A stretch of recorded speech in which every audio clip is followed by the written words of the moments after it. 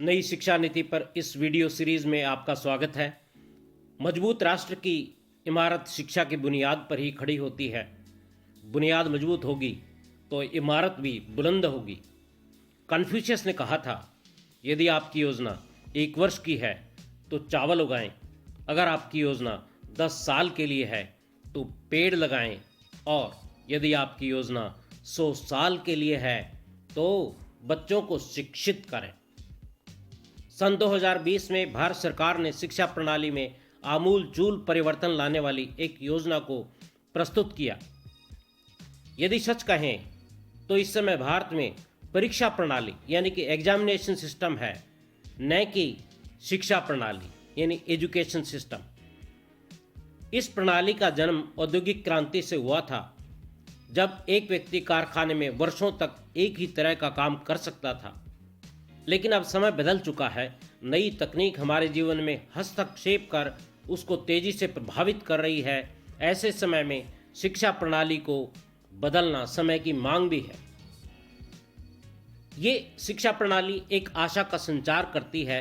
इसका ठोस कारण है शिक्षा नीति का ये दस्तावेज लोगों से पर्याप्त सुझाव आमंत्रित और प्राप्त करने के बाद इसरो के पूर्व चेयरमैन प्रोफेसर डॉक्टर के कस्तूरीरंगन की अध्यक्षता में तैयार किया गया है। इसलिए इसमें से गंभीरता की एक खुशबू आती है। लेकिन हम इस वीडियो में यथास्थिति के प्रकाश में चीज़ों को देखने की कोशिश करेंगे। पहले इस शिक्षा प्रणाली की रूपरेखा पर एक सरसरी नज़र डालते हैं। स्कूली शिक्षा वाले हिस्से में 3 स्टेज हैं। पहला, फाउंडेशन स्टेज। पहले 3 साल बच्चे आंगनवाड़ी में प्री स्कूलिंग शिक्षा लेंगे। पहली बार इतनी कम उम्र को औपचारिक शिक्षा का रूप दिया गया है। इसके पीछे वजह यह है कि खेलने और संस्कार सीखने की यही आयु है। विभिन्न शोधों के अनुसार बच्चे के 85% दिमाग का विकास पहले 5 वर्ष में हो चुका होता है। इसलिए ये अवस्था बहुत ही महत्वपूर्ण है। इस समय देश में लगभग 14 लाख आंगनबाड़ी केंद्र हैं। 5 साल की उम्र तक के बच्चों को बाल वाटिका और आंगनबाड़ी में खेल खेल में पढ़ाया जाएगा। इस दौरान बच्चों के स्वास्थ्य की भी जांच होगी। आंगनबाड़ी कार्यकर्ताओं को 6 माह तक प्रशिक्षित किया जाएगा और उन्हें सर्टिफिकेट दिया जाएगा। जो 12वीं से कम पढ़े लिखे होंगे उन्हें 1 साल का डिप्लोमा दिया जाएगा, जिसमें उन्हें early childhood care and education यानी कि ECCE के मानदंडों में शामिल पढ़ाने के तौर तरीकों के बारे में विस्तार से सिखाया जाएगा। Early childhood care and education ऐसी प्रणाली है जिससे बच्चा आसानी से चीज़ों को अलग अलग तरीकों से सीखता है। यहाँ बच्चों को रंग, आकार, मौखिक गिनती, कहानी, पेंटिंग, डांस, नकल यानी ड्रामा, आसपास की वस्तुओं की पहचान, मिलकर खेलना आदि सिखाया जाता है। इस स्तर पर बच्चों का सीखना महत्वपूर्ण नहीं है, बल्कि ये गतिविधियाँ उनके शारीरिक, मानसिक, सामाजिक और बौद्धिक विकास पर केंद्रित रहती हैं। ये देखा गया है, जिन बच्चों को छोटी उम्र में ही अक्षर ज्ञान सीखने को विवश किया जाता है, जैसा कि हमारे प्ले स्कूलों में होता है, वे बाद में सीखने की रुचि खो देते हैं। आंगनबाड़ी केंद्रों को इस तरह से विकसित किया जाएगा जहां बच्चे पढ़ने के लिए आने में रुचि दिखाएंगे।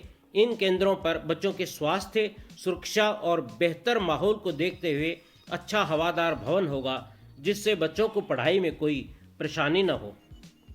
फिर अगले 2 साल कक्षा 1 एवं 2 में बच्चे स्कूल में पढ़ेंगे। इन 5 सालों की पढ़ाई के लिए नया पाठ्यक्रम तैयार होगा। मोटे तौर पर यह एक्टिविटी आधारित शिक्षण ही इसमें प्रमुख होगा। इसमें 3 से 8 साल तक की आयु के बच्चे शामिल होंगे। इस प्रकार पढ़ाई के पहले 5 साल का चरण पूरा होगा। दूसरा है प्रिपरेटरी स्टेज। इस चरण में कक्षा 3 से 5 तक की पढ़ाई होगी। शिक्षा का माध्यम मातृभाषा ही होगा। इस दौरान प्रयोगों के जरिए बच्चों को विज्ञान, गणित, कला आदि की पढ़ाई कराई जाएगी। 8 से 11 साल तक की उम्र के बच्चों को इसमें कवर किया जाएगा। अगला है मिडिल स्टेज। इसमें कक्षा 6 से 8 तक के बच्चों की पढ़ाई होगी तथा 11 से 14 साल की उम्र के बच्चों को कवर किया जाएगा। इन कक्षाओं में विषय आधारित पाठ्यक्रम पढ़ाया जाएगा। कक्षा 6 से ही कौशल विकास यानी स्किल डेवलपमेंट के कोर्स भी शुरू हो जाएंगे। सेकेंडरी स्टेज कक्षा 9 से 12 तक की पढ़ाई 2 चरणों में होगी, जिसमें विषयों को गहन अध्ययन तथा मनपसंद विषय के चुनाव की स्वतंत्रता होगी। यहाँ पर उल्लेख करने योग्य बात यह है कि 5वीं कक्षा तक मातृभाषा में शिक्षा देने का प्रावधान किया गया है। मातृभाषा ज्ञान प्राप्ति के लिए मनोवैज्ञानिक ऑक्सीजन है। ये एक अच्छा अवसर है। नई शिक्षा नीति का दस्तावेज काफ़ी मनमोहक तस्वीर प्रस्तुत करता है, वह उम्मीदें जगाता है, लेकिन इसे लागू कर पाना एक आर्थिक, सामाजिक और मानव संसाधनगत चुनौती है।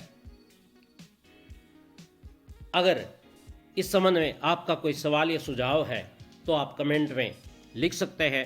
मुझे सुनने के लिए आपका बहुत बहुत धन्यवाद। नमस्कार।